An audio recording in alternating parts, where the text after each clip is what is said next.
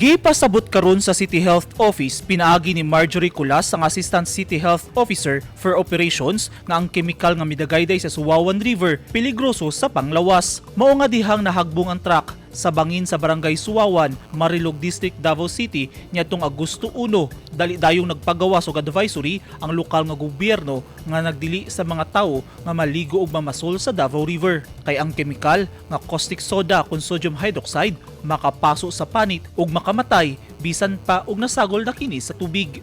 First, if you come in contact with the particular chemical, it will cause burn. So panalitan kung nakainom kag water contaminated with caustic soda, magsunog ang imuhang mouth, lips. O kung ma-ingest nimo siya, it will cause kanang irritation sa digestive system. So kasukaon, magsuka, maluya. Unya kung pananglitan na daghan kaayo ang iyang ma-ingest, it will cause pulmonary damage, no, lung damage, mao na hinungdan nga pwede siya makamatay. Hangtod karon, wala pa gibakwi ang advisory ug gipaigmat gihapon sa CHO ang katawhan hilabi na gyud ang mga residente sa Suwawan. Nakig-alayon na ang CHO sa barangay aron makatabang sila sa pagpasabot sa mga residente sa peligrosong hatod sa kemikal. It was found out that the chemical spillage is the caustic soda or ginatawag na sodium hydroxide.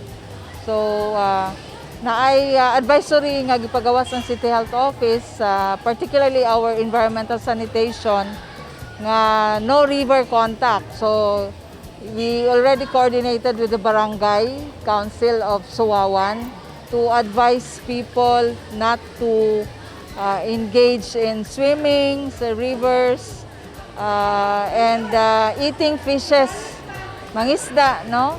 O manglaba or mugamit sa tubig sa katong kung asa nayabot tong atong chemical.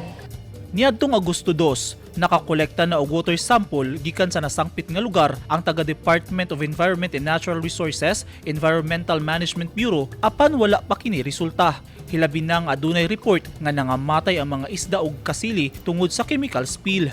If we're going to check to confirm whether there was contamination, it has to be confirmed by laboratory testing. So, ang hibalan ako ang DNR, nag-collect naman sila water sample to check whether naay caustic soda along the Davao River. Maghulat pa ta sa result kay wala pa man ni gawas ang resulta. It will take 3 to 4 days daw aron na makita na nato kung unsay result sa testing. Lauman nga mogawas karong adlaw uugma ang resulta sa gihimong water testing sa DNR-EMB. Mipasalig ang mga hingtungdang ahensya nga ipahibalo dayon sa publiko ang resulta. Eugene Hinutan, Newsline Philippines, Davao Region, stay safe.